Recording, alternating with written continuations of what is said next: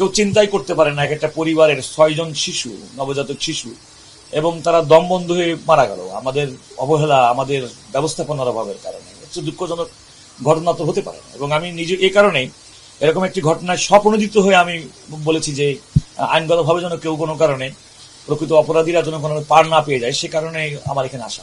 সে এত বড় একটা বাচ্চাদের, শিশুদের, নবজাতকদের করুণ মৃত্যু, আসলে এটা নিয়েই মূলত মাননীয় মন্ত্রী সাহেবের উনি একটা প্রতিবেদন করবেন, একটা কমিটি গঠন করেছেন।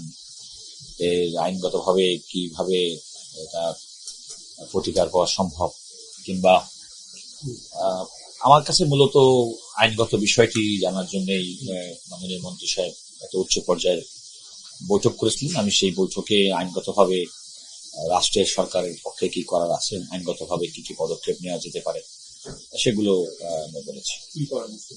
ধরনের অপরাধ, এটা তো আমরা আইনগতভাবে 3টা দিক আছে। একটা হচ্ছে এর একটা ফৌজদারি অপরাধ অবশ্যই, কারণ এতগুলো 6টা নবজাতকের মৃত্যু ঘটে গেল, অথরিটির ব্যাপক নেগলিজেন্স আছে, সেক্ষেত্রে ডাক্তার, নার্স, হাসপাতাল কর্তৃপক্ষ তাদের লায়াবিলিটি কতটুকু, সেগুলো তদন্ত প্রতিবেদনের মাধ্যমে উঠে আসবে।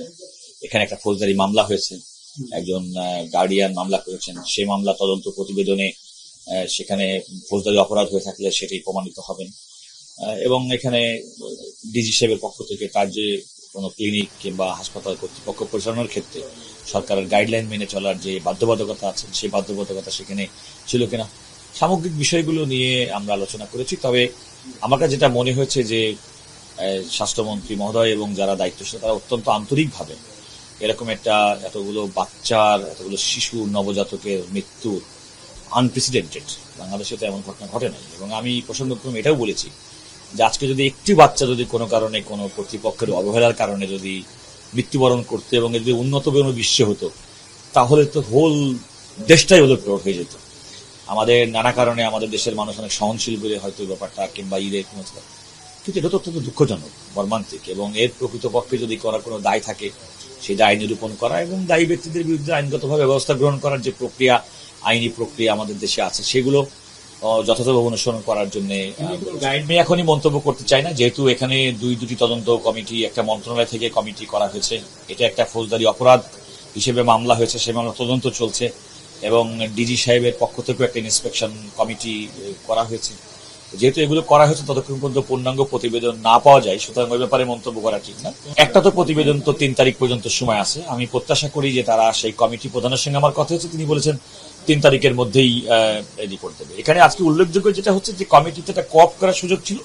তো আমাদের ডেপুটি অ্যাটর্নি জেনারেল মিস্টার আল ফয়সাল সিদ্দিকী, তিনি রাষ্ট্রের আইন কর্মকর্তা, ডেপুটি অ্যাটর্নি জেনারেল, তিনি সেই কমিটিতে অন্তর্ভুক্ত হয়েছেন।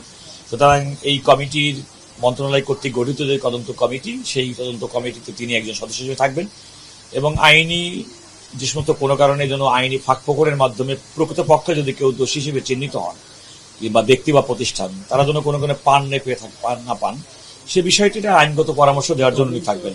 তো আমাদের অ্যাটর্নি জেনারেল অফিসের পক্ষ থেকে মাননীয় মন্ত্রী সাহেব অ্যাটর্নি জেনারেলের কাছে সহযোগিতা চেয়েছিলেন একজন আইন কর্মকর্তাকে দেওয়ার জন্য। আমি তো মনে করি এটা সরকারের, রাষ্ট্রের একটা বিরাট বড় দায়িত্ব তারা পালন করেছেন।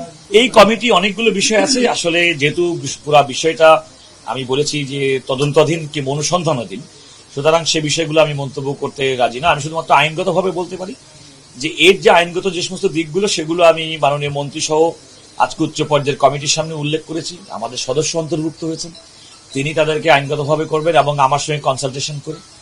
আমি বিশ্বাস করি যে কেউ প্রেজুডিস হবেন না, প্রকৃতপক্ষে জন্য দায়ী দোষী ব্যক্তি তারা বিচারের মুখোমুখি হবেন, এবং এই ধরনের দুর্ঘটনা ভবিষ্যতে না ঘটে সেটা আমি প্রত্যাশা করব।